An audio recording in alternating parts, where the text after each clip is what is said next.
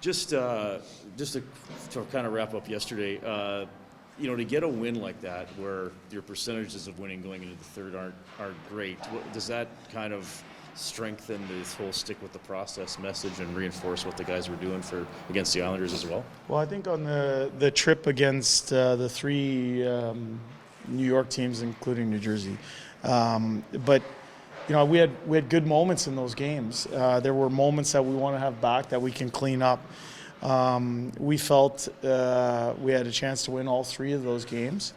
Obviously, there was a couple individual errors in that New Jersey game that led to us not being able to get any points out of there.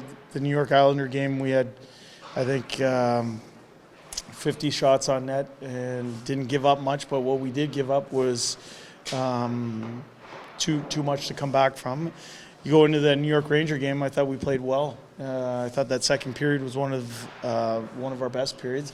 You walk off after the second period, everyone's heads were dragging it a little bit because you're down 3-0, after which you felt you played a pretty good period. We just went into the dressing room in between the second and third, and we talked about not dragging our heads, making sure our shoulders were back. We felt it was a winnable game. And in the end, we had some people that haven't been on the score sheet contribute, and we were able to claw back into that game. And then with 2 minutes left, we had a power play, and our big boys went out and executed. So it was nice to come away with a win, to feel good about ourselves going back, on the plane last night. And then today it's about coming back and preparing for a Florida Panthers team that plays hard. So it was a good day today, and we know that we want to put on a good performance for our fans here on home ice tomorrow night. What did you want to accomplish today? And maybe in terms of, it's sort of a 6-game road trip. Because you're home for one and then you go again for 2. Well, what we wanted to accomplish, we wanted to get our people on the ice because we had the American Thanksgiving Day off. We had a practice the next day. We no pregame skate yesterday, so we wanted our people on the ice today. And, we went out and worked on some special team stuff. Nothing too taxing. We got to be aware that, we're managing energy reservoirs in this busy week of ours. But we wanted to get something done, and I thought our players gave us something today and got better and are going to be ready for tomorrow night. Is the consistency after you beat Vegas, you said, okay, maybe this is a step, we're going away, and then you lost the next 2 and then you won. And Leon keeps saying, well, we got to win more than 1 in a row. Yeah. I have to reinforce that with the players, obviously, that this is nice. We came back, but let's try to win another game. Yeah. I think, I don't walk into the team and say, we got to win 5 in a row here. I walk into the team and say, this is what we need to do to win today. And that might be on a practice day, Jim. Today, us winning today was going out and working on an aspect of our game. And I thought we got better. I think you're right, though. Everybody's searching for that moment in the season where, okay, we can build off that, and then we took off. I think that's what you're getting to. For us, it was a dramatic win for us last night. We are looking to build off that. Whether that is the watershed moment where we finally put a big string together, time will tell. I don't know that today. We'll know that in a month if that was the moment. I think for us, what we have to do is to continue to stack more good plays than not on top of each other. And the ones that aren't great plays for us can't be such major errors that we find ourselves down or trailing in games. We've talked about it, we've worked at it, now we got to go out and live it on a night in, night out basis. We said this to the media that were in New York. We said, you know what, hockey is a game of mistakes. Our team's going to make mistakes. The best teams in the league are making mistakes. It's about making fewer than the opponent and making sure you capitalize on theirs. Yeah, just a little maintenance day for him. We had some boo-boos, or we got dinged up a little bit on our trip, and in managing people, we'll see where everyone's at for tomorrow. Fogle didn't finish the game on the ice today. Is he same scenario as Ryan? Worse than the other guy? No, we'll see. We'll see where he's at tomorrow.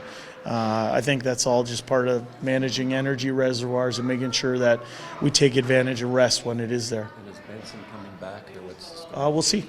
We'll see. More lineup decisions will be made here fairly soon. He didn't play last night. Right. Neither did Not playing that game last night. Yep. Is that so you can buy him one more game in the minors, or? We'll see. He did not play in that game last night, and we'll see what lineup decisions we take forward with us into tomorrow. Your video coach challenges. Yep.